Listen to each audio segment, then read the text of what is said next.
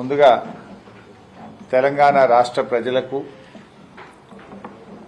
దేశ విదేశాల్లో ఉన్నటువంటి తెలుగు ప్రజలందరికీ నూతన సంవత్సర శుభాకాంక్షలు. ముఖ్యంగా మా జర్నలిస్ట్ మిత్రులందరికీ కూడా నూతన సంవత్సర శుభాకాంక్షలు. ఈ నూతన సంవత్సరంలో నేను పెడుతున్న మొట్టమొదటి తొలి కాన్ఫరెన్స్ మరి మన సంగారెడ్డిలో పెడతా ఉన్నా. న్యాయం చేయాలని కూడా కోరుకుంటున్నాం మీ అందరినీ. రెండు విషయాలు, ఒకటి ముఖ్యంగా రెండు కూడా స్టేట్కి సంబంధించిందే. ఒక అంశం స్టేట్ కన్సిడర్ చేసి వీలైతే ఒక అంశాన్ని జిల్లాకు కన్సిడర్ చేస్తే బాగుంటుంది. రెండు భాగాలుగా ప్రెస్ మీట్ నిర్వహిస్తూ ఉన్నాం. నేను మాట్లాడుతున్న అంశం కూడా ముఖ్యంగా రాష్ట్రంలో దాదాపు 80 లక్షల మంది రైతులకు సంబంధించిన అంశం కనుక దయచేసి ఇది ప్రాపర్గా మంచి కవరేజ్ రావాలి. ప్రభుత్వం మరి రైతుల్ని మోసం చేయాలని చూస్తుంది కనుక మీరు కూడా కొంత న్యాయం చేయాలని నా మొదటి ప్రెస్ కాన్ఫరెన్స్ 2025 సంవత్సరంలో కనుక మీరందరూ కూడా న్యాయం చేయాలని కోరుకుంటున్నాను. సో రేవంత్ రెడ్డి గారు విజయవంతంగా రైతు బంధును ఎగ్గొట్టి రైతు భరోసాకు కోతలు పెట్టడానికి రాత్రింబవళ్లు కష్టపడతా ఉన్నాడు. ఎటైట రైతు బంధుకు రైతు భరోసాకు కోతలు పెట్టచ్చు అని పాపం వ్యవసాయ మంత్రి, ఆర్థిక మంత్రి, ముఖ్యమంత్రి అందరూ ఈ రైతు భరోసాకు కోతలు పెట్టడానికి కుస్తీలు పడుతున్నారు. గతంలో ఇదే రేవంత్ రెడ్డి గారు రైతు బంధు ఏడాదికి 3 సార్లు ఎందుకు ఇవ్వకూడదు అని ప్రతిపక్షంలో ఉన్నప్పుడు మాట్లాడారు. ఇవాళ అధికారంలోకి రాగానే రేవంత్ రెడ్డి గారికి కొంచెం మతిమరుపు వచ్చినట్టున్నది. 3 సార్లు ఎందుకు ఇయ్యరు అన్నోడు ఒక్కసారి కూడా రైతు బంధు ఇవ్వడానికి ఆపసోపాలు పడుతున్నాడు, వెనక ముందు అవుతున్నాడు. వానకాలానికి రైతు బంధు ఎగబెట్టిండు, యాసంగికి రైతు భరోసాలో కోతలు పెట్టడానికి కుస్తీలు పడుతున్నాడు. అప్పుడేమో 3 పంటలకు రైతు బంధు ఇవ్వాలన్నాడు. వానకాలం ఎగబెడితివి, యాసంగికి కోతలకు సిద్ధం చేస్తేవి. అంటే రేవంత్ రెడ్డికి మతిమరుపు అనుకోవాలన్నా, రేవంత్ రెడ్డి గారు ప్రతిపక్షంలో ఉంటే ఒక మాట, అధికారంలోకి వస్తే ఇంకొక మాట, అంటే 2 నాలుకల ధోరణి. ప్రతిపక్షంలో ఉన్నప్పుడేమో నాలుకకు నరం లేదు, ఏదైనా అడుగుతాడు. అధికారంలోకి వస్తే తాను చెప్పిన మాటలు తానే మర్చిపోతాడు. ఇప్పటికే రేవంత్ రెడ్డి గారు రుణమాఫీకి షరతులు పెట్టి, ఎవరు రాబాయ్ ఎంత డిస్టర్బ్ చేయకుండా అంటే కూడా గదే పని చేస్తారేం రాబాయ్, బయట పోయి ఊకే సతాయిస్తారు. రుణమాఫీకి షరతులు పెట్టి రేవంత్ రెడ్డి గారు చాలా మంది రైతులకు రుణమాఫీ ఎగ్గొట్టిండు. ఇలా రాష్ట్రంలో సగం మందికి కూడా రుణమాఫీ కాలేదు. ఇప్పుడు మళ్ళీ రైతు భరోసాకు కోతలు పెట్టే ప్రయత్నం చేస్తున్నాడు. ప్రభుత్వం దగ్గర అన్ని రికార్డులు ఉన్నాయి. ఇప్పటికే కేసీఆర్ గారు ప్రభుత్వం దగ్గర ఉన్నటువంటి రికార్డులతోని 11 విడతల్లో 73,000 కోట్ల రూపాయల రైతు బంధునిచ్చి చూపించిండు కేసీఆర్ గారు. కానీ రేవంత్ రెడ్డి గారు ఏమంటున్నారు, ఇప్పుడు మళ్లీ రైతు భరోసాకు దరఖాస్తులు పెట్టమంటాడట. ఆ దరఖాస్తులు కూడా ఎట్లా పెట్టమంటాడట, నేను ఇస్తున్న సమాచారం అంతా కరెక్టు, ఎలాంటి తప్పుడు సమాచారం ఇచ్చినా, తప్పుడు లెక్కలు తేలినా మీరు తీసుకోబోయే చర్యలకు నేను శిక్షార్హుణ్ణి అని రైతులట సెల్ఫ్ డిక్లరేషన్ ఇవ్వాలని రేవంత్ రెడ్డి గారు షరతులు పెడుతున్నాడు.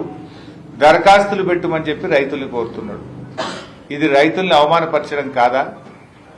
దేశానికి అన్నం పెట్టేటువంటి రైతు ఎండనక వాననక 6 గాలం కష్టపడి ఇవాళ వ్యవసాయం చేసి అందరికీ అన్నం పెట్టే రైతుకు షరతులు పెడతా ఉన్నారు.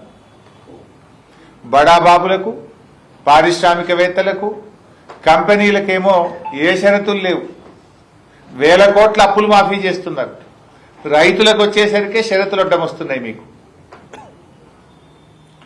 రైతులకు బేడీలు వేసి అవమానపరిచినటువంటి రేవంత్ రెడ్డి ప్రభుత్వం ఇవాళ రైతు భరోసా విషయంలో కూడా రైతుల్ని నేరస్తుల్లా భావించడం ఇది చాలా దారుణమైనటువంటి విషయం.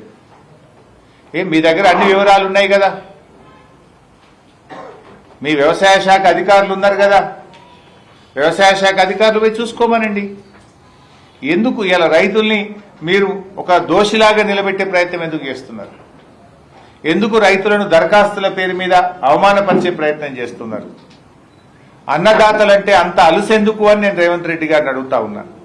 అంటే మీరు మళ్ళీ రైతులను కార్యాలయాల చుట్టూ తిప్పే ప్రయత్నం, కాంగ్రెస్ నాయకుల చుట్టూ తిప్పే ప్రయత్నం, పైరవకారుల చుట్టూ తిప్పే ప్రయత్నానికి మీరు పాల్పడతా ఉన్నారు. అంటే రైతులు మళ్ళీ పైరవకారుల చుట్టూ, కాంగ్రెస్ నేతల ఇండ్ల చుట్టూ, కార్యాలయాల చుట్టూ తిరగాలనా? కేసీఆర్ గారు ఉండగా కడుపులో సల్లగదలకుండా, ఏ దరఖాస్తు లేకుండా, రైతు ఇంట్లో నుంచి కాలు బయట పెట్టకుండా, వానకాలం వచ్చిందన్నా, యాసంగి పంట వచ్చిందన్నా టింగు టింగున ఫోన్లు మోగినాయి, బ్యాంక్ అకౌంట్లలో డబ్బులు పడ్డాయి. కానీ ఇలా రేవంత్ రెడ్డి ఏం చేస్తుండు? దరఖాస్తులు పెట్టుండి కార్యాలయాల చుట్టూ తిరగండి, కాంగ్రెస్ నాయకుల ఇండ్ల చుట్టూ తిరగండి, పైరవకారుల చుట్టూ తిరగండి. ఇదేనా రైతులకు పట్ల మీకుండే ప్రేమ? ఇది చాలా దుర్మార్గమైనటువంటి విషయం. అందుకే బీఆర్ఎస్ పార్టీ కేసీఆర్ ప్రభుత్వం గతంలో ఇచ్చిన విధంగా రైతులందరికీ రైతు భరోసా ఇవ్వాలని చెప్పి డిమాండ్ చేస్తుంది. ఆ రోజు ఎన్నికల సమయంలో మీరేం చెప్పారు? ఇప్పుడైతే 10,000, మేమొస్తే 15,000 అన్నారు. మేనిఫెస్టోలో పెట్టారు, వరంగల్ రైతు డిక్లరేషన్ లో చెప్పారు. చెప్పిన విధంగా ఈ వానకాలం పైసలు, యాసంగి పైసలు కలిపి ఎకరానికి 15,000 రూపాయలు ఇవ్వాలని చెప్పి మేము బీఆర్ఎస్ పార్టీ పక్షాన్ని డిమాండ్ చేస్తా ఉన్నాం. ముఖ్యంగా కొన్ని వార్తలు వస్తా ఉన్నాయి, ప్రభుత్వమే లీకులు ఇస్తుంది, 10 ఎకరాలకు ఇస్తాం, ఒక పంటకే ఇస్తాం, సాగు చేసే భూమికే ఇస్తాం అని లీకులు ఇస్తున్నారు. ఇవాళ ముఖ్యంగా మనం సంగారెడ్డి జిల్లాలో ఉన్నాం. ఈ జిల్లాలో మెజార్టీగా పండే పంట పత్తి పంట. మా జైరాబాద్ లో పండ్ల తోటలుంటాయి, చెరుకు తోటలుంటాయి, పత్తి ఉంటది. నారాయణ ఖేడ్ అయినా, సంగారెడ్డి అయినా. ఇప్పుడు రేవంత్ రెడ్డి గారు ఏమంటున్నారంటే, ఆ ప్రభుత్వం చెప్తున్నటువంటి లీకులు ఎట్లా ఉన్నాయంటే, పత్తి సాగు చేసే రైతులకు ఒక్కసారి డబ్బులు ఇస్తారట. పత్తి అనేది 7 నెలల పంట, 8 నెలల పంట. అంటే 7 నెలల పంటకు, 8 నెలల పంటకు రెండవ పంట జనరల్ గా సాగు చేసే అవకాశం ఉండదు. వాళ్ళకు ఒకటేసారి డబ్బులు ఇస్తామంటున్నారు. చెరుకు పంట అది సంవత్సరం పంట, ఒకేసారి డబ్బులు ఇస్తారట. పసుపుకు ఒకేసారి ఇస్తారట, అల్లంకు ఒకేసారి ఇస్తారట. అంటే దీన్ని బట్టి రైతులు నష్టపోతారు. ముఖ్యంగా పండ్ల తోటలు, ఆయిల్, పామాయిల్ గాని ఇవన్నీ పంటలకు కూడా ఒకేసారి డబ్బులు ఇస్తామంటే ఇది రైతు నోట్లో మట్టి కొట్టడమే. ఇవాళ మన రాష్ట్రంలో 1,50,00,000 ఎకరాలు వానకాలంలో సాగైతుంది. యాసంగికి వచ్చేవరకు ఏమైతుంది? 50 లక్షల ఎకరాల్లో పత్తి సాగు చేసేటువంటి రైతులు యాసంగిలో పంట వేయరు. ముఖ్యంగా పత్తి ఎక్కడ సాగు చేస్తారు? ఆదిలాబాద్ జిల్లా, సంగారెడ్డి జిల్లా, కొంత పార్ట్ ఆఫ్ నల్గొండ, ఖమ్మం జిల్లా, ఇట్లాంటి జిల్లాల్లో పత్తి సాగు ఎక్కువగా ఉంటుంది. పత్తి సాగు చేసే రైతులంతా కూడా చిన్న సన్నకారు రైతులే, ముఖ్యంగా గిరిజన దళిత రైతులే. ముఖ్యంగా ఖమ్మం, ఆదిలాబాద్ లో ఉండే గిరిజన రైతులే పత్తి సాగు చేస్తారు. దళిత రైతులే ఎక్కువగా సాగు చేస్తారు. సాగునీటి సౌకర్యం లేని రైతులే పత్తి సాగు చేస్తారు. అంటే కాంగ్రెస్ పార్టీ 50 లక్షల ఎకరాల్లో పత్తి పండిస్తున్న దళిత గిరిజన రైతుల నోట్లో మట్టి కొట్టే ప్రయత్నం చేస్తున్నది. నువ్వు పత్తి సాగు చేసినావు కదా, నీకు ఒక్క వానకాలమే ఇస్తాం, ఇక యాసంగికి నీకు ఎగబెడతా అని చెప్పదలుచుకున్నది కాంగ్రెస్ పార్టీ. అదేవిధంగా చెరుకుకు పెట్టుబడి ఎక్కువ, పసుపుకు పెట్టుబడి ఎక్కువ, పండ్ల తోటలకు పెట్టుబడి ఎక్కువ. మరి వాళ్ళకు కూడా ఒకసారి ఇస్తా అంటే ఎట్లా? చెరుకుకు నార్మల్ గా ఇతర పంటల కంటే పెట్టుబడి 2 అంతలు ఉంటుంది. ఇవాళ 1,00,000 ఎకరాల్లో చెరుకు పంట పండుతుంది మన రాష్ట్రంలో, 1,00,000 ఎకరాల్లో పసుపు పంట పండుతుంది మన రాష్ట్రంలో, 10 లక్షల ఎకరాల్లో మామిడి తోటలు, ఆయిల్ పామ్ తోటలు, ఇతర పండ్ల తోటలు, ఒక 10 లక్షల ఎకరాల్లో వివిధ రకాల తోటలు ఉంటాయి. ఇలా కంది దాదాపు 10 లక్షల ఎకరాల్లో తెలంగాణలో కంది సాగైతుంది. కంది కూడా సింగిల్ క్రాప్, 8 నెలలు 9 నెలలు పడుతుంది. ఇక నువ్వు కంది వేసినావు కదా, నీకు ఒకటేసారి రైతు భరోసా, నువ్వు పత్తేసినావు కదా నీకు ఒకటేసారి రైతు భరోసా, నువ్వు చెరుకేసినావు కదా ఒకటేసారి రైతు భరోసా, నువ్వు పసుపు వేసినావు కదా నీకు ఒకటేసారి రైతు భరోసా, నువ్వు పండ్ల తోటలు పెట్టినావు కదా నీకు ఒకటేసారి రైతు భరోసా అని వీళ్ళు రైతుల నోట్లో మట్టి కొట్టే ప్రయత్నం చేస్తా ఉంది. రైతు భరోసా పేరిట కోతలు పెట్టే ప్రయత్నం చేస్తున్నది ఇవాళ కాంగ్రెస్ ప్రభుత్వం. ఇది ఎక్కడ న్యాయం అని అడుగుతా ఉన్నా. ముఖ్యంగా ఈ పత్తి కానీ కంది కానీ హార్టికల్చర్ పండించే రైతులు దళిత గిరిజన రైతులు ఎక్కువ ఉంటారు. రాళ్ళు రప్పలకి ఏమని మాట్లాడుతున్నారు. ఎవరుంటారు? కొండలు గుట్టల్లో సాగు చేసేటోళ్ళు ఎవరు? పోడు భూముల సాగు చేసేటోళ్ళు ఎవరు? కొండలు గుట్టల్లో పోడు భూములు సాగు చేసే రైతులు గిరిజన రైతులు. అంటే మీ టార్గెట్ ఏంది? గిరిజన రైతులు అంటే మీకు గిట్టదా? గిరిజన రైతులకు రైతు భరోసా ఎగ్గొడదామనుకుంటున్నారా? మీ ఉద్దేశం ఏంది అని మేము అడుగుతా ఉన్నాం. అన్నీ ఆలోచించిన కేసీఆర్ గారు రైతుల ఆత్మగౌరవాన్ని కాపాడాలి, రైతులు పెట్టేవాళ్ళు కానీ అడుక్కునే వాళ్ళు కాదు అన్నది కేసీఆర్ సిద్ధాంతం. రైతులు దేశానికి అన్నం పెట్టేవాళ్ళు, అందరికీ కడుపు నిండి అన్నం పెట్టి ప్రజల్ని బతికించేవాడు రైతు. అందరికీ పెట్టే రైతును ఇలా కేసీఆర్ ఆత్మగౌరవం పెంచి రైతు యొక్క విలువను, రైతు గౌరవాన్ని కేసీఆర్ పెంచే ప్రయత్నం చేసిండు. కానీ కాంగ్రెస్ పార్టీ ఏం చేస్తుంది? రైతును అడుక్కునేవాడిగా చిత్రీకరించే ప్రయత్నం చేస్తుంది. రైతులు దరఖాస్తులు పెట్టండి, కార్యాలయాల చుట్టూ తిరగండి, పైరేవు కార్ల చుట్టూ తిరగండి అనే విధంగా రైతుల ఉసురు పోసే ప్రయత్నం చేస్తున్నారు. అందరికీ అన్నం పెట్టే రైతును అడుక్కునేవాడిగా మార్చకండి. మీ దగ్గర అన్ని వివరాలు ఉన్నాయి, అన్ని పంటలకు ఇవ్వండి. ఇలా దీర్ఘకాలిక పంటలుంటాయి, వర్షాధారిత పంటలుంటాయి, వారికి అన్యాయం చేయొద్దు. ఇప్పటికే పత్తి రైతులు చాలా ఇబ్బందుల్లో ఉన్నారు. ఈసారి అకాల వర్షాల వల్ల పత్తి దిగుబడి తగ్గింది. పత్తి రైతులకు పెట్టుబడి ఎక్కువ, ఆదాయం తక్కువ, అవకాశాలు లేక వర్షాధారితంగా గిరిజన దళిత రైతులే ఎక్కువగా బీసీ రైతులే పత్తి పండిస్తారు. ఇవాళ నువ్వు ఆ రైతులకు అన్యాయం చేసే ప్రయత్నం చేస్తున్నావు. ఇవాళ ఎల్లుండి 4వ తారీఖు కేబినెట్ మీటింగ్ లో డిసైడ్ చేస్తామని లీకులు ఇస్తా ఉన్నారు. ఒకవేళ పత్తి రైతులకు కానీ, కంది రైతులకు కానీ, హార్టికల్చర్ రైతులకు కానీ మీరు అన్యాయం చేస్తే తస్మాత్ జాగ్రత్త అని చెప్పి హెచ్చరిస్తా ఉన్నాం. రైతు లోకం తిరగబడుతుంది అని చెప్పి హెచ్చరిస్తా ఉన్నాం. జరిగే పర్యవసానాలకు ప్రభుత్వం బాధ్యత వహించాల్సి వస్తుంది అని హెచ్చరిస్తా ఉన్నాం. ఆలోచించండి. ఇవాళ పంట ఒకటి కావచ్చు, కానీ దాని పెట్టుబడి ఎక్కువ. కందులు దాదాపు 10 నెలల పంట, చెరుకు ఏడాది పంట, పసుపు ఏడాది పంట, పత్తి 6-7 నెలల పంట. దాని పెట్టుబడి ఎక్కువ. మీరు ఒక పంట అని చెప్పి ఆ రైతులను అన్యాయం చేయొద్దు అని చెప్పి కూడా కాంగ్రెస్ పార్టీని హెచ్చరిస్తా ఉన్నాం. అందరి రైతులకు రైతు బంధు యథావిధిగా ఇవ్వాలని చెప్పి కూడా కోరుతా ఉన్నాం. ఇలా ఏమిచ్చింది కాంగ్రెస్ పార్టీ? ఈ ప్రభుత్వం అధికారంలోకి వచ్చిన తర్వాత కోతలు తప్ప రైతులకు ఇచ్చింది ఏమీ లేదు. మీరు ఒకసారి గమనిస్తే రుణమాఫీ సగం మందికే అయింది. బోనస్ 10 పంటలకు బోనస్ ఇస్తామని మేనిఫెస్టోలో పెట్టింది కాంగ్రెస్ పార్టీ. ఒక్క పంటకే బోనస్ అన్నారు. ఆ ఒక్క పంటలో కూడా దొడ్డుకి ఇయ్యం, సన్నాలకే ఇస్తామన్నారు. అంటే పంటలకు బోనస్ విషయంలో కాంగ్రెస్ ఇచ్చింది 5%. ఎందుకంటే 10 రకాల పంటలకు బోనస్ అని ఒక్క పంటకు బోనస్ ఇచ్చిండ్రు. ఆ ఒక్క పంటలో కూడా దొడ్డు వాట్లకి ఇయ్యం, సన్నాలకే ఇస్తామన్నారు. అంటే 5%. రైతు భరోసా వానకాలం ఎగ్గొట్టిండ్రు, యాసంగిలో సగానికి సగం కోత పెట్టడానికి కుట్రలు చేస్తున్నారు. పంటల బీమా మేనిఫెస్టోలో పెట్టిండ్రు. అసెంబ్లీలో బడ్జెట్ స్పీచ్ లో చెప్పారు, ఈ సంవత్సరం నుంచి కాంగ్రెస్ పార్టీ పంటల బీమా ప్రారంభిస్తామన్నారు. వానకాలంలోనేమో ఏమైందా పంటల బీమా అంటే యాసంగికి వెళ్ళిస్తామన్నారు. ఇప్పుడు యాసంగి వచ్చింది, పంటల బీమా ఏమైందా అంటే మళ్ళీ వచ్చే సంవత్సరం చూస్తామంటారు. అంటే పంటల బీమా గుండు సున్నా. రైతులకు వ్యవసాయ పనిముట్లు ఇస్తాం, అది సున్నా. ఒక్క పనిముట్లు ఈ సంవత్సరం ఇచ్చింది లేదు.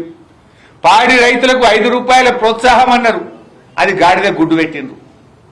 అన్నీ అవుతాయి. మీరు ఏమిచ్చారు? పాడి రైతులకు 5 రూపాయల ప్రోత్సాహం అని మేనిఫెస్టోలో పెట్టిరి, గాడిద గుడ్డు పెట్టిరి. వ్యవసాయ పనిముట్లు ఇస్తామంటారు, గుండు సున్నా పెట్టిరి. రైతులకు పంటల బీమా అంటారు, దాన్ని సున్నా పెడితిరి. రైతు భరోసా సగానికి కోత పెట్టే కుట్ర చేయబడితిరి. రుణమాఫీ సగమే చేస్తుంది. బోనస్ చెప్పిన దాంట్లో 5 పైసలు ఇచ్చిండ్రు, 95 పైసలు ఎగబెట్టిండ్రు. 24 గంటల కరెంట్ అన్నారు, ఏడవైనా 16 గంటలకు మించి కరెంట్ వస్తలేదు. ఇక మరి మీరు ఇచ్చింది ఏంది, మీరు రైతులకు చేసింది ఏంది అని నేను అడుగుతున్నా. ఒక్కటన్నా రైతులకు ఇచ్చిన హామీ మీరు నిలుపుకున్నారా? అరే 2 లక్షల మీద అప్పున్నోళ్ళని ముఖ్యమంత్రి ఏమన్నాడు, పోన్రి బ్యాంకులలో జల్దీ కట్టుని మీకు ఎత్తామన్నాడు. ముఖ్యమంత్రి మాట నమ్మి అప్పులు తెచ్చి 2 రూపాయలు 3 రూపాయల మిత్తికి తెచ్చి బ్యాంకులలో డబ్బులు కడితే ఆ 2 లక్షల పైన ఉన్న రైతులకు ఇవ్వాలటికి రుణమాఫీ అయితలేదు. నేను అడుగుతా ఉన్నా, 2 లక్షల పైన ఉన్నటువంటి రైతులకు ఎప్పుడు రుణమాఫీ చేస్తారో కట్ ఆఫ్ డేట్ పెట్టండి. ముఖ్యమంత్రి గారు నీ మాట నమ్మి మిత్తికి తెచ్చి బ్యాంకులలో 2 లక్షల పైన ఉన్న డబ్బు కడితే ఇవాళకి ఒక్క రైతుకు కూడా రుణమాఫీ కాలేదు. 2 లక్షల లోపున్నోళ్ళు కూడా చాలా మంది ఇలా ఇబ్బందుల్లో ఉన్నారు. ఇంకా చాలా మందికి రుణమాఫీ కాలేదు. మిత్తిల మీద పడ్డాయి. నువ్వు డిసెంబర్ 7 తారీఖు దాకానే మిత్తి మీ లెక్క పెట్టినావు. ఏడాది ఆలస్యంగా రుణమాఫీ చేసి ఏడాది మిత్తిలు రైతులతో కట్టించినావు. నువ్వు ఇవాళ రుణమాఫీ ఆలస్యం చేసింది నువ్వు. ఏ రోజు రుణమాఫీ చేస్తే ఆ రోజు దాకా మిత్తి కట్టిస్తావా? డిసెంబర్ 7 తారీఖుకే లెక్క పెడతావా? డిసెంబర్ 7, 2023 నాటికే లాస్ట్ అంటే మరి 6 నెలలు ఏడాది మిత్తిలు ఇవాళ రైతుల మీద పడతా ఉన్నాయి. ప్రతి రైతు 20,000, 30,000 ఈ రుణమాఫీ విషయంలో రైతుల మీద భారం పడతా ఉంది. ఇలా 2 లక్షల లోపు కూడా రేషన్ కార్డు నిబంధన పెట్టి, కుటుంబం నిబంధన పెట్టి, కుటుంబంలో ఒక్కరికనే నిబంధన పెట్టి ఇవాళ రుణమాఫీలో కూడా సగానికి సగం రేవంత్ రెడ్డి కోతలు పెట్టిండు. ఇలా ఈ రైతుల పట్ల కాంగ్రెస్ పార్టీ వైఖరిని మేము తీవ్రంగా ఖండిస్తా ఉన్నాం. అందరికీ అన్నం పెట్టే రైతన్నను అడుక్కునేవాడిగా మార్చొద్దు. రైతు ఎప్పుడు పై చేయి ఉండాలి, రైతు ఇచ్చేవాడికి ఉండాలి. కానీ రైతును మీరు దరఖాస్తులు పెట్టించి దరఖాస్తులో తెలుసో తెలియకో తప్పులుంటే మేము చర్యలు తీసుకుంటాం, ప్రభుత్వం తీసుకునే చర్యలకు నేను శిక్షార్హుణ్ణి అని చెప్పి మీరు తీసుకునేటువంటి ప్రయత్నాలు మానండి అని చెప్పి బీఆర్ఎస్ పార్టీ హెచ్చరిస్తా ఉంది. మీ దగ్గర డేటా ఉంది, ఇదేం కొత్త స్కీమ్ కాదు, నువ్వేం కొత్తగా ఇస్తలేవు. 11 సార్లు కేసీఆర్ ఇచ్చిండు కదా, అదే పద్ధతిలో 5,000కు బదులు 7,500 ఇస్తాను నువ్వు నమ్మించినావు. నమ్మించి గడ్డనెక్కినావు. మరి గడ్డనెక్కిన తర్వాత నీవు ఇచ్చిన వాగ్దానాన్ని అమలుపరచు. బాండ్ పేపర్ల మీద రాసిచ్చినావు కదా 7,500 ఇస్తాను. వెంటనే వానకాలం యాసంగి పైసలు 15,000 రూపాయలు విడుదల చేయాలని చెప్పి కూడా ఈరోజు బీఆర్ఎస్ పార్టీ డిమాండ్ చేస్తుంది. అదేవిధంగా వ్యవసాయ కూలీలు, ఇప్పుడు వ్యవసాయ కూలీలకు 28వ తారీఖు నాడే డబ్బులు ఇస్తా అని ఉప ముఖ్యమంత్రి గారు స్టేట్మెంట్ ఇచ్చారు. మరి డిసెంబర్ 28 పోయింది, జనవరి 1వ తారీఖు వచ్చింది, మాట తప్పిండ్రు. ఎందుకు లేట్ అయిందని తెలుసుకుంటే దాంట్లో కూడా ఎట్లా వడబోత చేయొచ్చని బాగా కష్టపడి పనిచేస్తుండట, ఏరు వేస్తారట. వ్యవసాయ కూలీలను తగ్గించడానికి, తక్కువ మందికి ఇవ్వడానికి ఇలా ఏరువేతకు బాగా కష్టపడుతున్నారట సెక్రటరియట్లో. ఈ రాష్ట్రంలో 54 లక్షల ఉపాధి హామీ కార్డులున్నాయి. 54 లక్షల ఉపాధి హామీ కార్డులున్నాయి. దీని కింద 1,04,00,000 మంది కూలీలు పనిచేస్తున్నారు. అంటే భార్య భర్త కావచ్చు, తండ్రి కొడుకు కావచ్చు, ఒక కార్డు మీద కుటుంబానికి ఒక కార్డు ఉంటుంది. 54 లక్షల ఉపాధి హామీ కార్డులు, 1,04,00,000 మంది కూలీలు పనిచేస్తా ఉన్నారు. అంటే మరి ఉపాధి హామీలో పనికి పోతున్నారంటే ఎవరు పోతారు? బతుకుదెరువు లేనటువంటి వాళ్ళు. కూలీ కనుకనే కూలి పనికి పోతారు. మరి అక్కడ మళ్ళీ ఏరువేత ఎందుకు? ఇప్పుడు అక్కడ ఏందట, నీకేమైనా భూమి ఉన్నదా అని చూస్తారట. గుంట ఉన్నదా, 5 గుంటలు ఉన్నదా, 3 గుంటలు ఉన్నదా, 2 గుంటలు ఉన్నదా, అర్ధెకరం ఉన్నదా, పావు ఎకరం ఉన్నదా. పావు ఎకరంలో పంట వండుతుందా? వాళ్ళు బతుకుతారా? కొన్ని రాళ్ల భూములు ఉంటాయి, కొన్ని గుట్టల భూములు ఉంటాయి, ప్రభుత్వం ఇచ్చిన అసైన్డ్ భూములు ఉంటాయి, సాగునీటి సౌకర్యం ఉండదు, కరెంటు సౌకర్యం ఉండదు, రూపాయి పంట పంటది, పేరుకు మాత్రం 5 గుంటలో 10 గుంటలో ఉంటుంది. వాళ్ళను కూడా ఏరి వేస్తా, ఇంటికి ఒకరికే ఇస్తా, నువ్వు రోజు కూలికి పోతేనే ఇస్తా, 100 పని దినాలు పూర్తి చేస్తేనే ఇస్తా, లేదు 50 పని దినాలు పూర్తి చేస్తేనే ఇస్తా అని కోతలు పెట్టి వ్యవసాయ కూలీలకు ఇస్తామన్న 12,000 కూడా ఎగబెట్టే కుట్ర చేస్తా ఉన్నారు. ఇది అన్యాయం కదా. ఒక కుటుంబానికి ఉన్నదే 100 పని దినాలు, నువ్వు కోతలు పెట్టే ప్రయత్నం చేయొద్దు. ఉపాధి హామీ మట్టి పనికి పోయే వాళ్ళు ఎవరు పోతారు? గడపార పట్టుకొని పార పట్టుకొని పొద్దుగాల 6 గంటలకు లేచి మట్టి పనికి పోయేవాడు కూలి కాకపోతే ఏంటి?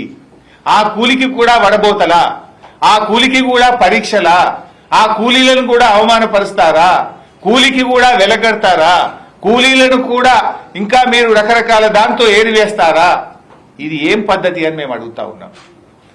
ఎలాంటి షరతులు లేకుండా ఉపాధి హామీలో మట్టి పనికి పోతున్న 1,4,00,000 మందికి వ్యవసాయ కూలీలకు మీరు మేనిఫెస్టోలో చెప్పిన ప్రకారంగా ఇచ్చిన మాట ప్రకారంగా సంవత్సరానికి 12,000 రూపాయలు బేషరతుగా ఇవ్వాలని బీఆర్ఎస్ పార్టీ డిమాండ్ చేస్తుంది. 5 గుంటలో 10 గుంటలో అద్దెక్రమం కాదు, వాళ్ళు కుటుంబానికి ఆ భూమి ఎంతకు కూడా సరిపోదు. ఎకరం లోపు ఉన్న వాళ్ళందరినీ కూడా వ్యవసాయ కూలీలుగా పరిగణించండి. వారందరికీ కూడా వారికి ప్రభుత్వం ఇస్తామన్న 12,000 రూపాయల ఆర్థిక సహాయాన్ని అందించాలని చెప్పి కూడా బీఆర్ఎస్ పార్టీ డిమాండ్ చేస్తుంది. ముఖ్యంగా ఉపాధి హామీ కార్యక్రమాన్ని కూడా కాంగ్రెస్ ప్రభుత్వం నిర్వీర్యం చేస్తా ఉంది. ఉపాధి హామీలో కేంద్ర ప్రభుత్వం నుంచి మే నెలలో డబ్బులు వచ్చాయి. మే నెలలో వచ్చిన డబ్బులు ఇప్పటికీ కూడా రిలీజ్ చేయట్లేదు. ఆల్మోస్ట్ 7 నెలలు 8 నెలలు అయింది. 858 కోట్ల రూపాయల ఉపాధి హామీ పనులను ప్రభుత్వం దారి మళ్లించింది. 858 కోట్ల ఉపాధి హామీ డబ్బులు కేంద్ర ప్రభుత్వం నుంచి మే నెలలో వస్తే ఇప్పటిదాకా కూడా పనిచేసిన కూలీలకు కానీ ఆ పని చేసినటువంటి వ్యక్తులకు కానీ ఇవ్వకుండా డబ్బులను కాంట్రాక్టర్లకు, బడా కాంట్రాక్టర్లకు చెల్లించింది. పర్సెంటేజ్లకు బిల్లులు ఇస్తున్నారు. పేదవాళ్లకో ఈ పేద కూలీలకో ఉపాధి హామీ మెటీరియల్ కాంపోనెంట్ లో పనిచేసిన వారికి మాత్రం డబ్బులు ఇవ్వడం లేదు. దాని రూల్ ఏంది? 3 నెలలు దాటితే ఇంట్రెస్ట్ కట్టాలి రాష్ట్ర ప్రభుత్వం. కేంద్ర ప్రభుత్వం డబ్బులు ఇచ్చిన 3 నెలల్లోగా చెల్లించకపోతే రాష్ట్ర ప్రభుత్వం వడ్డీతో సహా కేంద్ర ప్రభుత్వానికి తిరిగి కట్టాల్సి ఉంటుంది. అంటే ఏంటి మీరు నియమ నిబంధనలు లేవా? 3 నెలలు కాదు 7 నెలలు 8 నెలలు అయినా ఎందుకు ఉపాధి హామీ డబ్బులు చెల్లిస్తలేరు అని నేను అడుగుతా ఉన్నా. రాష్ట్రం నష్టపోతుంది కదా. ఇప్పటికే కేంద్ర ప్రభుత్వం స్పర్శ్ అనేటువంటి కొత్త కార్యక్రమం దేశంలో 7 రాష్ట్రాల్లో తెస్తున్నారు. అందులో తెలంగాణ కూడా ఉన్నది. అంటే ఇక రాష్ట్రానికి డబ్బులు ఇయ్యరు, వాళ్ళు డైరెక్ట్ పనిచేసేటోళ్ళకే కేంద్ర ప్రభుత్వం ఇస్తుంది. అదిగా మీరు ఇట్లా చేస్తున్నానే వాడు బంద్ పెట్టిండు. రాష్ట్ర ప్రభుత్వం వాటా చారణ నువ్వు కడితే బారణ వాళ్ళు రిలీజ్ చేస్తారు. డైరెక్ట్ పనిచేసిన వాళ్ళకి పోతాయి. ఇక ఈ రాష్ట్ర గవర్నమెంట్ ఖజానాలకు వస్తే 7 నెలలు 8 నెలలు మీరు ఇస్తలేరని, పనులు కుంటుబడుతున్నాయని, ఉపాధి హామీ లక్ష్యం నెరవేర్తలేదని కేంద్రం ఇప్పుడు కొత్త నిర్ణయం తీసుకుంటుంది. స్పర్శలో తెలంగాణ కూడా పెట్టింది. ఇప్పుడు మేము డిమాండ్ చేస్తున్నాం, తక్షణమే ఉపాధి హామీలో చేసిన పనులకు కేంద్ర ప్రభుత్వం ఇచ్చిన 858 కోట్లు విడుదల చేయాలని బీఆర్ఎస్ పార్టీ ఈరోజు డిమాండ్ చేస్తా ఉంది. థ్యాంక్ యూ మిత్రులారా. ఇక మన జిల్లాకు వద్దాం, సంగారెడ్డి జిల్లాకు. ఇకపోతే రాష్ట్రంలో మీరందరూ కూడా చూస్తా ఉన్నారు ఏం జరుగుతూ ఉందో. ఇందులో కూడా కొన్ని ఇంపార్టెంట్ పాయింట్స్ ఉన్నాయి. రాష్ట్రానికి మొత్తానికి సంబంధించిందే. నిఘా వ్యవస్థ అనేది చాలా చాలా ముఖ్యమైనటువంటిది. వెనకట రాజులైనా, మన దేశ ప్రభుత్వమైనా, రాష్ట్ర ప్రభుత్వమైనా ఈ దేశం యొక్క అంతర్గత భద్రత, శాంతి భద్రతలు అనేటువంటి దాన్ని అత్యంత ప్రాధాన్యతగా ఏ ప్రభుత్వమైనా కూడా చేస్తుంది. ఎందుకంటే ఒక జిల్లాలోనైనా ఒక రాష్ట్రంలో ఎవరైనా పెట్టుబడులు పెట్టాలంటే నేషనల్ క్రైమ్ బ్యూరో వెళ్ళి చూస్తారు. క్రైమ్ రేట్ ఎంతున్నది, క్రైమ్ జరిగితే ఎంతమందిని వీళ్ళు పట్టుకుంటున్నారు, ఎన్ని మర్డర్లు అవుతున్నాయి, ఎన్ని రేప్ కేసులు అవుతున్నాయి, ఈ రాష్ట్రంలో పెట్టుబడులు పెట్టచ్చా పెట్టరాదా అని ఎవరైనా చూసుకొని ఇతర దేశాల వాళ్ళు కానీ ఇతర రాష్ట్రాల వాళ్ళైనా పెట్టుబడి పెట్టేటప్పుడు చూసుకుంటారు. బాధ కలిగే అంశం ఏంటంటే తెలంగాణ ఇప్పుడు ఎల్లో జోన్లకు పోయింది. ఇక కొద్దిగా అయితే రెడ్ జోన్లకు పోయేటట్టుంది. కేసీఆర్ ఉన్న 10 ఏళ్లలో ఎప్పుడు ఎల్లో జోన్కు పోలే బైసాబ్. We are in green zone. KCR గారి 10 ఏళ్లలో తెలంగాణ ఎప్పుడు గ్రీన్ జోన్లోనే ఉన్నది. కానీ రేవంత్ రెడ్డి వచ్చిన ఏడాది కాలంలో ఎల్లో జోన్కు పోయింది. ఇప్పుడు రెడ్కు బార్డర్లు ఉన్నదిగా 4 రోజులైతే రెడ్ జోన్ లో పెట్టేట్టున్నారు. దక్షిణ భారతదేశంలో ఎల్లో జోన్ లో ఉన్న ఒకే ఒక్క రాష్ట్రం తెలంగాణ రాష్ట్రం. బాంబే తర్వాత బాంబే ఎల్లో జోన్ లో ఉన్నది, ఇవాళ తెలంగాణ కూడా ఎల్లో జోన్లకు పోయింది.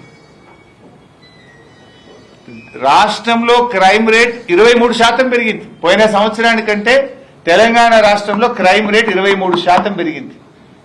రేప్ కేసులు 29% పెరిగినాయి. దళిత గిరిజనుల మీద రేప్ కేసులు 12% పెరిగినాయి ఈ రాష్ట్రంలో.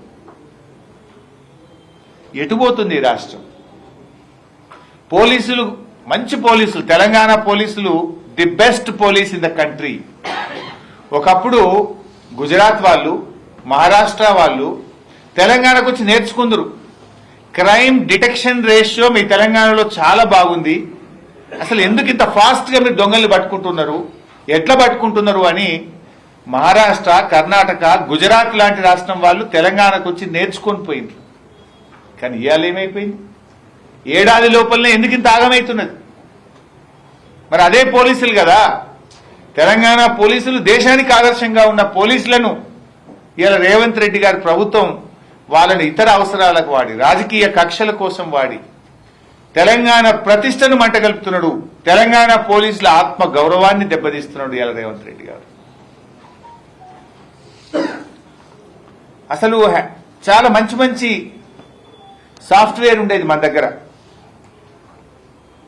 హ్యాక్ ఐ, ఎవరైనా మహిళలు ఇంట్లో నుంచి బయటకు పోతే హ్యాక్ ఐలో రిజిస్టర్ చేసుకొని పోతే సేఫ్ గా ఆమె మళ్ళా ఇంటికి చేరేదాకా పోలీసులు మానిటర్ చేసేవాళ్ళు. 23 లక్షల మంది మహిళలు హ్యాక్ ఐలో రిజిస్ట్రేషన్ చేసుకున్నారు. ఇలా హ్యాక్ ఐ అనేది బంద్ అయిపోయింది రాష్ట్రంలో. ఈ పెట్టి అనే ఈ పెట్టి కేసెస్ అనే సాఫ్ట్వేర్ ఉండేది, అది కూడా బంద్ అయిపోయింది. అరే కొత్తవి పెడతారా, ఇంకిన్ని మంచివి తీసుకొస్తారా? ఉన్న సాఫ్ట్వేర్ని ఎవరైనా బంద్ చేసుకుంటారా? ఈ పెట్టి కేసు బంద్ అయిపోయింది, హ్యాక్ ఐ బంద్ అయిపోయింది. అంటే రాష్ట్రంలో ఈరోజు పెట్రోలింగ్ వ్యవస్థ పూర్తిగా దెబ్బతిన్నది. డయల్ 100 కూడా చాలా దారుణంగా ఫెయిల్ అయిపోయింది. బీఆర్ఎస్ ప్రభుత్వం ఉన్నప్పుడు డయల్ 100కి ఎవరైనా ఫోన్ చేస్తే 3 నుంచి 5 నిమిషాల్లో పోలీసులు అక్కడికి చేరుకునేవారు. ఇవాళ డయల్ 100కి ఎవరైనా ఫోన్ చేస్తే దాదాపు 7-8 నిమిషాలు 10 నిమిషాలు పడుతుంది. మరి అప్పుడు 3 నిమిషాలకు 5 నిమిషాలకు వచ్చింది ఎట్లా? ఇప్పుడు 7 నుంచి 10 నిమిషాలు అయింది ఎట్లా? ఏమైంది? ప్రభుత్వం మారగానే మారుతుందా? అంటే అక్కడ టెక్నాలజీని సరిగా వాడతలేరు, అక్కడ స్టాఫ్ను తగ్గించారు, నిర్లక్ష్యం అవుతా ఉంది.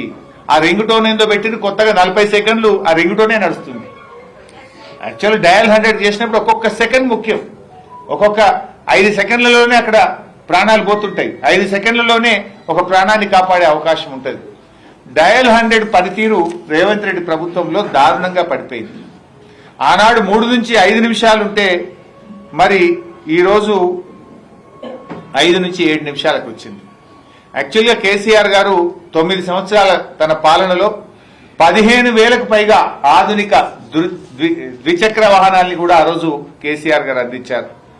పోలీస్ వాహనాలు కొత్త ఇన్నోవా కార్లు ఇప్పించారు. నెల పోలీస్ స్టేషన్ అలవెన్స్ ఇచ్చారు. అదేవిధంగా ఎంతో టెక్నాలజీని అందించారు. Police command control room Hyderabad లో కట్టారు. ఇప్పుడు రోజు రేవంత్ రెడ్డి ఆడే కూర్చుంటుండు. కమాండ్ కంట్రోల్ రూమ్ కట్టిండ్రు. అంటే పోలీసుల ఆత్మగౌరవానికి భంగం వాటిల్లకుండా తలెత్తుకొని విధి నిర్వహణలో పోలీసులు ఉండే విధంగా కేసీఆర్ గారు పనిచేసింది. ట్రాఫిక్ పోలీసులకు 30% అధికంగా వేతనాలు కూడా ఇచ్చారు. టెక్నాలజీకి అవసరమైన నిధులు అందించారు. కానీ ఈరోజు చూస్తే చాలా దారుణమైనటువంటి పరిస్థితిని ఇవాళ పోలీసులు ఎదుర్కొంటున్నటువంటి పరిస్థితి కనబడతా ఉంది. క్రైమ్ డిటెక్షన్ రేషియో బీహార్ కంటే దారుణం అయిపోయింది తెలంగాణ. బీహార్ కంటే దారుణం. బీహార్ అంటేనే అందరూ దేశంలో లాస్ట్ అనుకుంటారు. కానీ రేవంత్ రెడ్డి ఏడాది పాలనలో క్రైమ్ డిటెక్షన్ రేషియోలో బీహార్ కంటే కూడా తెలంగాణ వెనుకబడిపోయింది. ఇట్లా ఉంటే ఎవడన్నా కంపెనీ వాడు వస్తాడా? ఇక తెలంగాణకు పెట్టుబడులు పెడతారా? ఇలా ఎందుకంటే హోంమంత్రిగా కూడా ముఖ్యమంత్రి ఉన్నాడు. ఏమనంటే తెలంగాణ పోలీస్ లోగో మార్చినాం. లోగోలు మారిస్తే ఏమొస్తుంది? తెలంగాణ బతుకుదెరువు మారుస్తా అని చెప్పిన రేవంత్ రెడ్డి తెలంగాణ తల్లిని మారుస్తా, పోలీస్ లోగోను మారుస్తా, తెలంగాణ సింబల్ మారుస్తా, ఇంకేదో మారుస్తా అంటాడు. ఇవి మార్చుడు తప్ప నువ్వు మార్చిందేంది? నువ్వు చెప్పిందేమో తెలంగాణ ప్రజల జీవితాల్లో కొత్త వెలుతురు తెస్తా, బతుకు తెరువు మారుస్తా అన్నావు. కానీ నువ్వు మారుస్తున్నదేమో టీఎస్ ను టీజీ చేస్తా, తెలంగాణ తల్లిని మారుస్తా, తెలంగాణ పోలీస్ లోగో మారుస్తా, తెలంగాణ రాష్ట్ర సింబల్ మారుస్తా. దీంతో ప్రజల జీవితాలు మారుతాయా? ప్రజల బతుకు తెరువులు మారుస్తా అని చెప్పినావు కదా నువ్వు చేస్తున్నదేంటి? పోలీస్ లోగోలు మార్చుడు కాదు, పోలీసులకు అవసరమైన సాంకేతికతను అందించు, పోలీసులకు అవసరమైన నిధులు అందించు, పోలీసులను వాళ్ళ పని వాళ్ళని చేసుకొని, పోలీసులు ఎంతసేపు ప్రతిపక్షముల మీద కేసులు పెట్టు, సోషల్ మీడియాలో పోస్టు పెట్టిండు, వాని లోపలై వీని లోపలై. ఈ పనులు కాదు కదా పోలీసులు చేయాల్సింది. ఇవాళ సంగారెడ్డి జిల్లా కూడా చెప్పాలి. దానికి పోయే ముందు రాష్ట్రంలో అనేక సమస్యలు వచ్చినాయి. ఇవాళ రేవంత్ రెడ్డి గారు వచ్చిన తర్వాత రాష్ట్రంలో పోలీసులు ఇబ్బంది పడతా ఉన్నారు. ఇంతకుముందు టీఏ ప్రతి పోలీస్ కానిస్టేబుల్ కానీ, ఎస్ఐ కానీ, ఏఎస్ఐ కానీ, హెడ్ కానిస్టేబుల్ కానీ కేసీఆర్ ప్రభుత్వం నెలకు 15 రోజుల టీఏ ఇచ్చింది. రేవంత్ రెడ్డి వచ్చినాక దాన్ని 7 రోజులకు తగ్గించిండు. పరేషాన్ ఉన్నారు పోలీసులు పాపం. 15 రోజులు 7 రోజులకు తగ్గించిండు. सरेंडर लीव पैसలు 3 किस्तिल पेंडिंग ఉన్నాయి. संगारेड्डी में कोई कांस्टेबल को पूछो, आप स्टेट में कोई जिला में जाके पूछो, 3 सरेंडर लीव पेंडिंग ఉన్నాయి. 3 क्वार्टर्ల సరెండర్ లీవ్లు పోలీసులే విడుదలైతలేవు. స్టేషన్ అలవెన్స్ ఇంతకుముందు కేసీఆర్ గారు ఉండగా కాయిదాలు కొనుకస్కనుడు, అదేందో టైపిస్ట్ ప్రింటింగ్ మిషన్ పనిచేస్తలేదు అన్నట్టుంటుండే. ప్రతి పోలీస్ స్టేషన్ కు 50,000 రూపాయలు ఇచ్చిండు కేసీఆర్. హైదరాబాద్ లో అయితే 75,000 ఇచ్చి, అరే మీ కాయిదాలు మీరు కొనుక్కోండి, ఎవరైనా పోలీస్ స్టేషన్ కు వస్తే మంచినీళ్ళు తాగిపియండి, ఛాయ్ తాగిపియండి అని కేసీఆర్ గారు పోలీసుల గౌరవం, పోలీసుల ప్రతిష్ట పెంచాడు. ఇప్పుడు అవి కూడా విడుదలైతలేవు. స్టేషన్ అలవెన్స్ విడుదల చేయాలంటే కూడా పైరవి చేయాలి సెక్రటరియట్లో పోయి. ఎవరైనా సీఐ పైరవి చేస్తానో లేకపోతే ఆ పర్సెంటేజ్ ఇస్తే ఆ పోలీస్ స్టేషన్కి వస్తున్నాయి, మిగతా పోలీస్ స్టేషన్లకు వస్తలేవు. ఇప్పుడు మళ్ళీ పాత పద్ధతి, ఎవరైనా దొంగలు రౌడీ షీటర్లు ఉంటే ఆ రౌడీ షీటర్, అరే భయ్ మా ప్రింటర్ పని చేస్తలేదు కొనుక్కరా, అరే భయ్ మా అదేదో కాగితాయి వైట్ పేపర్లు అయిపోయినాయి కొనుక్కరా, గాడికి వచ్చింది మళ్ళీ పాత పద్ధతికి వచ్చింది కథ. ఎందుకు విడుదల చేస్తలేరు అని నేను అడుగుతా ఉన్నా. పాపం ఆరోగ్య భద్రత నెలకు 300 కట్టాడు ప్రతి పోలీస్ కానిస్టేబుల్. ఆయన కుటుంబ సభ్యులకు, తల్లిదండ్రులకు అనారోగ్యం అయితే ఆరోగ్య భద్రత కార్డు ఉంటే భరోసా ఉండేది. ఏ రోగం వచ్చినా కూడా మంచిగా వైద్యం చేయించుకొని వద్దురు. కానీ ఇప్పుడు ఆరోగ్య భద్రత ఆరోగ్యశ్రీ కంటే అధ్వానం అయిపోయింది. పోలీసులకు ఉన్న ఆరోగ్య భద్రత కార్డు ఆరోగ్యశ్రీ కంటే అధ్వానం అయిపోయింది. అది పట్టుకొని పోతే బెడ్స్ ఖాళీ లేవని అదే కొడుతున్నాడు దవాఖానలో. నేను అడుగుతున్నా రేవంత్ రెడ్డి గారిని, ఈ ఏడాది కాలంలో ఆరోగ్య భద్రత కింద ఎంతమంది సిబ్బందికి ట్రీట్మెంట్ ఇచ్చారు, ఏ ఆసుపత్రుల్లో ఇచ్చారు, ఎంత డబ్బు కట్టారో వైట్ పేపర్ విడుదల చేయండి. చేయరు మీరు. పాపం ఇవాళ ఆరోగ్య భద్రత కార్డులు పనిచేయక కుటుంబ సభ్యులు వాళ్ళ ఆరోగ్యం దెబ్బతింటే అప్పుల పాలవుతున్నారు మా పోలీసులు. రిటైర్ అయిన పోలీస్ కానిస్టేబుళ్లకు, ఎస్ఐలకు కూడా పైసలు వస్తలేవు. వాళ్ళు దాచుకున్న ఆరోగ్య భద్రతలో కొన్ని డబ్బులు సేవింగ్స్ ఉంటాయి, వాళ్ళ సొంత డబ్బులు జీతంలో కట్ అయితే పిల్లల చదువులకో ఇంటి లోనుకో తెచ్చుకుంటారు. ఆ డబ్బులు కూడా విడుదలైతలేవు. ఇవ్వాలి హోంగార్డులకు పర్మనెంట్ చేస్తా, మీకు జాబ్ సెక్యూరిటీ ఇస్తా, మీకు బేసిక్ పే ఇస్తా అని రేవంత్ రెడ్డి హోంగార్డులకు మాట ఇచ్చిండు, మేనిఫెస్టోలో పెట్టిండ్రు. ఇవాళ హోంగార్డులకు చెప్పిన మాట అమలైతలేదు, బేసిక్ పే వస్తలేదు, 1వ తారీఖు జీతం అంతకంటే వస్తలేదు. హోంగార్డుల జీతం 20 తారీఖు, 10 తారీఖు, 15 తారీఖు వస్తున్నది. హోంగార్డులకు పెంచుతున్న జీతం ఇంతవరకు పెంచలేదు. ఏక్ పోలీసింగ్ అన్నాడు. అరే అందరికి ఒకటే ఉండాలి కదా, సమాన పనికి సమాన వేతనం. నేను హెడ్ కానిస్టేబుల్ కుటుంబంలోకి వచ్చిన, మా అన్న కానిస్టేబుల్ ఉండే, నాకు పోలీసు వాళ్ళ కష్టాలు తెలుసు, నేను ఏక్ పోలీసింగ్ తెస్తా అని రేవంత్ రెడ్డి మాట్లాడాడు. పాపం తెలంగాణ స్పెషల్ పోలీసులు, టీజీఎస్పీ పోలీసులు ఏమైంది ఏక్ పోలీసింగ్? మాకు ఏక్ పోలీసింగ్ పద్ధతి తెస్తా అన్నావు కదా రేవంత్ రెడ్డి గారు, తెమ్మంటే 10 మందిని ఉద్యోగాల నుంచి డిస్మిస్ చేసిండు, 39 మందిని సస్పెండ్ చేసిండు. నువ్వు ఇచ్చిన మాటనే కదా వాళ్ళు అడిగింది, వాళ్ళు ఏమైనా తప్పు అడిగిండ్రా? ఏమైంది ఏక్ పోలీసింగ్ అని నేను అడుగుతా ఉన్న పోలీసుల పక్షాన. నువ్వు ఎన్నికల్లో ఇచ్చిన హామీ అమలు చేయమని అడిగితే ఉద్యోగాల నుంచి తీసేస్తావా? బీఆర్ఎస్ పార్టీ పక్షాన్ని డిమాండ్ చేస్తున్నాం. డిస్మిస్ చేసిన 10 మంది టీజీఎస్పీ పోలీసులను తిరిగి ఉద్యోగాల్లోకి తీసుకోవాలి. సస్పెండ్ చేసిన 39 మందిని వారిని తిరిగి ఉద్యోగాల్లోకి తీసుకోవాలని చెప్పి కూడా బీఆర్ఎస్ డిమాండ్ చేస్తుంది. పోలీసుల సరెండర్ లీవ్ డబ్బులు వెంటనే విడుదల చేయాలని డిమాండ్ చేస్తా ఉన్నాం. టీఏ బిల్లులు గతంలో కేసీఆర్ గారు ఇచ్చిన విధంగా 7 రోజులు కాదు 15 రోజుల వాళ్ళ టీఏ బిల్లులు చెల్లించాలని కూడా బీఆర్ఎస్ పార్టీ డిమాండ్ చేస్తుంది. ఆరోగ్య భద్రత డబ్బులు విడుదల చేయాలని కూడా ఈరోజు బీఆర్ఎస్ పార్టీ డిమాండ్ చేస్తుంది.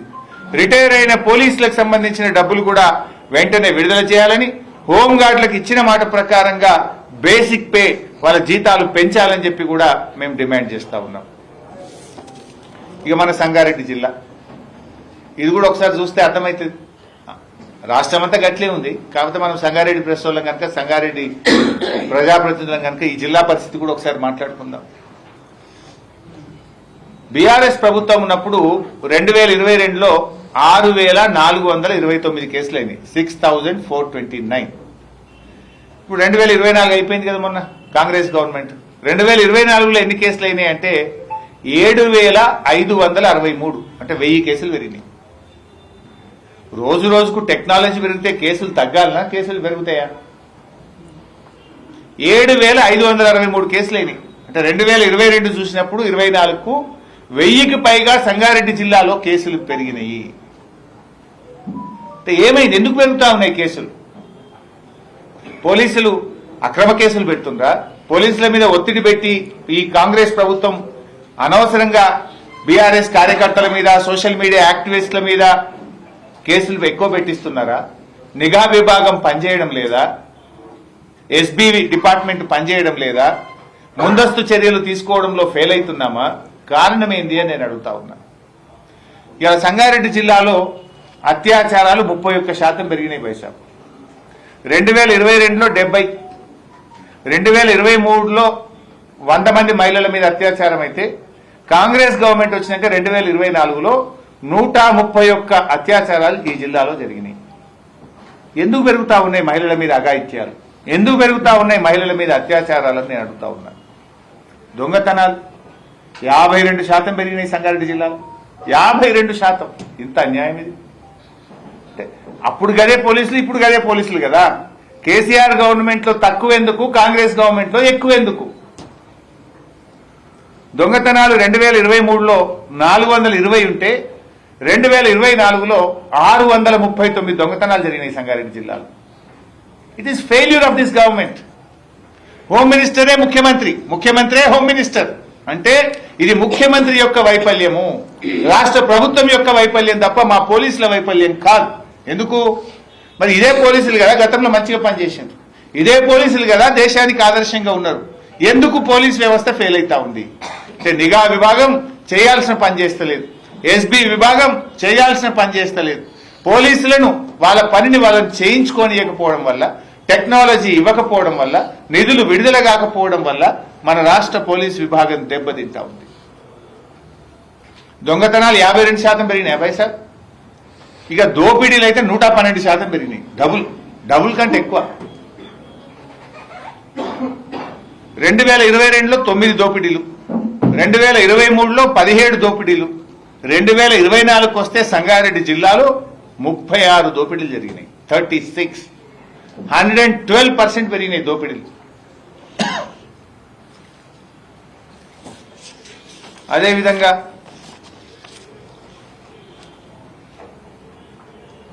గంజాయి కేసులు 2023లో 11 గంజాయి కేసులుంటే 2024లో 34 గంజాయి కేసులైంది. అంటే రేవంత్ రెడ్డి వచ్చినాక గంజాయి విచ్చలవిడైపోయింది రాష్ట్రంలో.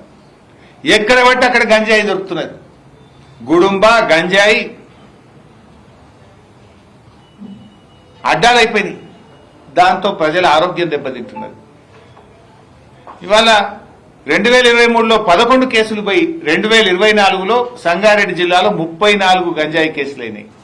కేసీఆర్ ప్రభుత్వం ఉన్నప్పుడు గంజాయిని నివారించింది, నిఘా పెంచింది. కానీ కాంగ్రెస్ వచ్చినాక గంజాయిని పెంచి పోషిస్తున్నది. ఇది నేను చెప్తున్న లెక్క కాదు, మీ ఎస్పీ గారు చెప్పిన లెక్కలే, మీ ఎస్పీ ప్రెస్ మీట్ పెట్టిన లెక్కలే నేను చెప్తున్నా. నేనేమి నా సొంత కవిత్వం చెప్తలేను. పోయిన సంవత్సరం లెక్క ఈ సంవత్సరం లెక్క తీసి మీ ముందు పెడతా ఉన్నాను. సైబర్ క్రైమ్లు సంగారెడ్డి జిల్లాలో 2022లో 217 సైబర్ క్రైమ్లు, 23లో 323 సైబర్ క్రైమ్లు, 2024కి వస్తే 793 సైబర్ క్రైమ్లు అయినాయి. అంటే డబుల్ ట్రిబుల్ అయిపోయినాయి సైబర్ క్రైమ్స్. అప్పుడేమో సైబర్ కంట్రోల్ వింగ్ ఉంటుండే కేసీఆర్ గారు ప్రభుత్వం ఉన్నప్పుడు. ఎప్పటికప్పుడు ప్రజల్లో అవగాహన కల్పించిన 1930 గురించి స్కూళ్లలో, కాలేజీల్లో, కాలనీల్లో రెగ్యులర్ గా చేసేవాళ్ళం. ఇప్పుడు ఆ పరిస్థితే లేదు. ఒక సంగారెడ్డి జిల్లాలో సైబర్ క్రైమ్స్ 400% పెరిగింది, 400 times. ఈ రకంగా రాష్ట్రంలో లా అండ్ ఆర్డర్ దెబ్బతిని ప్రజల ధన మాన ప్రాణాలకు రక్షణ లేకుండా పోయింది ఈరోజు ఈ రాష్ట్రంలో. ఆ రోజు బీఆర్ఎస్ ప్రభుత్వం ఉంటే ఒక భరోసా, ఒక నమ్మకం, షీ టీమ్స్ పెట్టి మహిళలకు రక్షణ కల్పించాం. కానీ కాంగ్రెస్ ప్రభుత్వం వచ్చిన తర్వాత లా అండ్ ఆర్డర్లో పూర్తిగా ఫెయిల్ అయిపోయింది. ఇవి మన कम्युनल राइट्स इसके पहले कभी भी नहीं हुआ.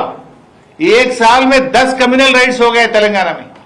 अपने जिला दौलताबाद में भी हुआ, यहाँ पर कम्युनल राइट, संगारेड्डी जिले में भी कम्युनल राइट हुआ, बासरा में हुआ, वनपर्ती में हुआ, जयनूर में हुआ. मुझे ये समझ में नहीं आता, परसों वीडियो फुटेज जो चाहे रिलीज कर रहा, वहां पर संध्या थिएटर का वीडियो फुटेज रिलीज करे, असेंबली में एक तरफ हमारा वीडियो फुटेज रिलीज करे, फिर जयनूर का फोटो वीडियो का क्यों नहीं रिलीज करते, मैं पूछना चाहता हूं. वो भी रिलीज करो ना, मालूम होता. ఈ రకంగా కమ్యూనల్ రైట్స్ కూడా పెరిగినాయి రాష్ట్రంలో. మత కలహాలు కూడా పెరిగి ఇవాళ ప్రజలు టెన్షన్లో ఉన్నటువంటి పరిస్థితి కలిగింది. మొత్తంగా ఈ ప్రభుత్వం ప్రజలకు శాంతి భద్రతల్ని అందించడంలో, లా అండ్ ఆర్డర్ మెయింటైన్ చేయడంలో పూర్తిగా ఈ ప్రభుత్వం ఫెయిల్ అయిపోయింది. చివరగా నేను విజ్ఞప్తి చేసేది ఒక్కటే, రాష్ట్రంలో రైతుల పక్షాన రైతు భరోసాలో కోతలు పెట్టకండి. అర్థం చేసుకోండి, లోతైన విశ్లేషణ అవసరం. ఏ రకంగా రైతులకు కోతలు పెట్టాలని కాదు ఆలోచించాల్సింది, ఏ రకంగా రైతులకు మేలు చేయాలి, ఏ రకంగా రైతులకు సహాయపడాలన్నదే ప్రభుత్వం ఆలోచించాలి. నువ్వు పత్తి వేసుకున్నావు కనుక నీకు ఎగబెడతా, నువ్వు చెరుకేసినవు ఎగబెడతా, నువ్వు కందేసినవు ఎగబెడతా, నువ్వు హార్టికల్చర్ పండ్ల తోటలు పెట్టినవు నీకు ఎగబెడతా, ఇది కాదు. నీకు ఎట్లా అందిస్తా, రైతుని ఎట్లా నిలబెడతా, రైతు ఆత్మగౌరవాన్ని ఎట్లా పెంచుతా అని ప్రభుత్వం ఆలోచించాలి తప్ప రైతుకు ఎట్లా కోత పెడతా అని ఆలోచించకూడదు అని చెప్పి మేము విజ్ఞప్తి చేస్తా ఉన్నాం. రైతుల పక్షాన 2 లక్షల పైన ఉన్నటువంటి రైతులకు తక్షణమే ఇచ్చిన మాట ప్రకారంగా రుణమాఫీ పూర్తి చేయాలని, ఈ రైతు భరోసా ఎకరానికి 15,000 రూపాయల డబ్బు విడుదల చేయాలని, షరతులు లేకుండా, కోతలు లేకుండా గతంలో బీఆర్ఎస్ పార్టీ ఇచ్చిన ప్రకారంగా రైతు భరోసా డబ్బులు అందించాలని చెప్పి డిమాండ్ చేస్తూ సెలవు.